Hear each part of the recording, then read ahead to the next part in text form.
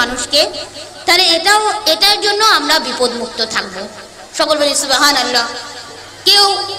কেউ বেপর্দায় চলতেছে, আমরা যদি তাকে হিকমতের সহিত বুঝাই, এটা হচ্ছে দ্বীনের কাজ, এটা হচ্ছে সৎ কাজের আদেশ। সকল বলি সুবহানাল্লাহ।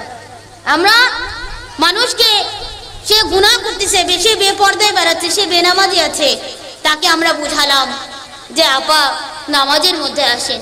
এই যে এটা একটা দ্বীনের কাজ, এটা একটা সৎ কাজের আদেশ। এই আদেশটা যদি দেন তাহলে আপনি বিপদ থেকে মুক্ত থাকবেন। সুবহানাল্লাহ। আপনি যদি মানুষকে বুঝান, দ্বীনের জ্ঞান, মানুষকে দ্বীনের দাওয়াত দেন, আপা আসেন এই মাহফিলে আসেন, আমাদের সুন্নিদের মাহফিল কিন্তু, ঠিক আছে? আমাদের সুন্নি আকীদা যারা আমরা আছি, তারা হচ্ছে আমরা সঠিক আকীদার অনুসারী। সকলে ইনশাআল্লাহ আমরা সুন্নিদের মাহফিলে আমরা ইনশাআল্লাহ মানুষকে দাওয়াত দিব এবং আমরা সবাই দ্বীনের কাজের মধ্যে লিপ্ত হয়ে যাব, সকলে ইনশাআল্লাহ। বর্তমান রাবিয়া বসারি নামে একজন মহিলা বিভিন্ন মাহফিলে মাইকে দিয়ে বক্তব্য দিচ্ছে। রাবিয়া হোক আর বাসারি হোক, যে হোক, মহিলাদের মাইকে বক্তব্য দেওয়া হারাম। সারা বগুড়ায় যেন ও পা দিতে না পারে, বেহায়া মহিলা।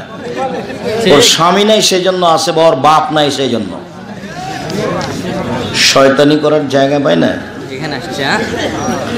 আপনাদের এলাকায় যেন ঢুকতে না পারে।